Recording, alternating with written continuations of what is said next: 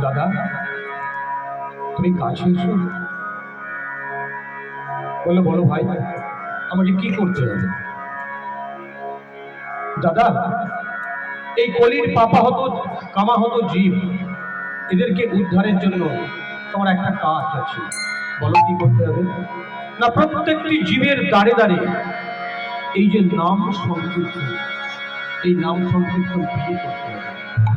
কারণ এই নাম সংকীর্তন না করলে এরা কিন্তু উদ্ধার হবে না। তাই প্রত্যেকটি জীবের দাঁড়ে দাঁড়ে তুমি নাম সংকীর্তন করবে।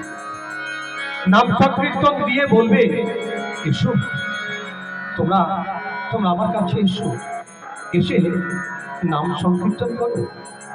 এসো না,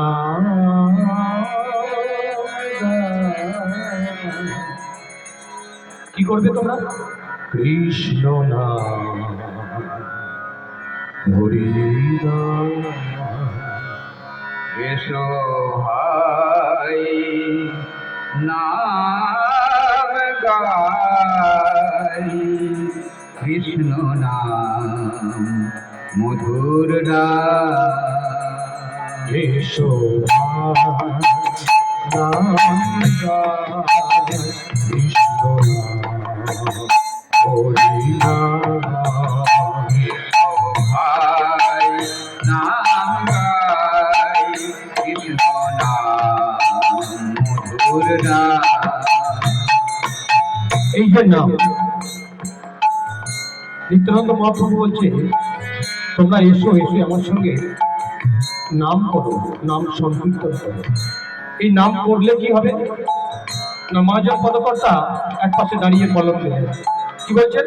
দূরে যাবে, দূরে জালা, দূরে যাবে পৃথক জালা, তোমরা নাও গো নামের মালা।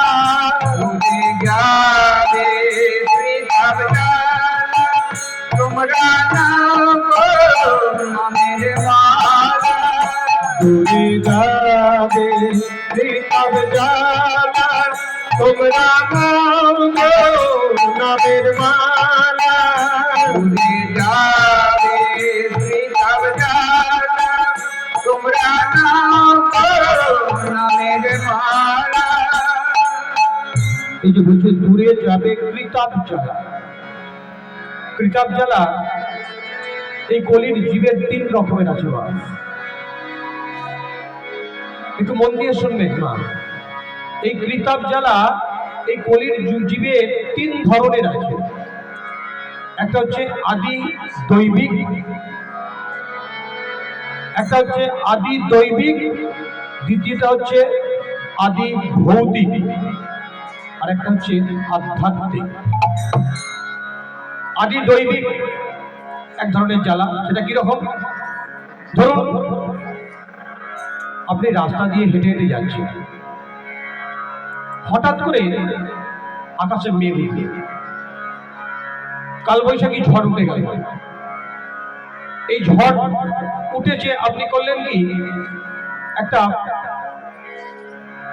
আস্তানা অর্থাৎ ছাওয়া যেখানে আছে সেখানে আপনি একটু আশ্রয় নিলেন, যে ঝড়টা থেমে যাক তারপরে আবার যাব। দেখা গেল হঠাৎ করে যে চালার নিচে আপনি আশ্রয় নিয়েছেন সেই চালার পাশে একটা গাছ আছে, গাছের ডাল এসে চালায় পড়ে গেল। চালায় পড়তেই সঙ্গে সঙ্গে সেই চালার টালি খোলা আপনার মাথায় পড়ল, আপনার মাথাটা কেটে গেল। এটা হচ্ছে আদি দৈবিক। আদি দৈবিক আরেকটা কি, আপনি রাস্তা দিয়ে যাচ্ছেন, মোটরসাইকেল নিয়ে যাচ্ছেন, হঠাৎ করে কোথাও কিছু নেই, ঝুঁটে একটা কুকুর এসে ঢুকে গেল গাড়ির মধ্যে, আপনি ছিটকে পড়ে গেলেন। এটা হচ্ছে আদি দৈবিক। আদি ভৌতিক, আদি ভৌতিক কি জানা? আপনি রাস্তা দিয়ে যাচ্ছেন, যেতে যেতে এক জায়গায় আপনার হয়তো বাথরুম পেয়ে গেছে, আপনি বাথরুম করতে গেলেন, হট করে দেখা গেল এমন একটা কিছু জিনিস কামড়ে দিল যাতে আপনার দেহটা বিষাক্ত হয়ে গেল। এটা কি? আদি ভৌতিক আর আধ্যাত্মিক। এই যে কিছুদিন আগে চলে এলো করোনা মহামারী, বন্যা, এই রকম ধরনের যে জ্বালা, সেটা হচ্ছে আধ্যাত্মিক জ্বালা। তাই নিত্যানন্দ মহাপ্রভু বলছেন যে এই তিন জ্বালা থেকে মুক্তি পেতে একমাত্র উপায় হচ্ছে হরি নাম সংকীর্তন, এই মহামন্ত্র নাম। তাই কি বলছেন? দূরে যাবে প্রেতাব জ্বালা, তোমরা নাও গো নামের মালা।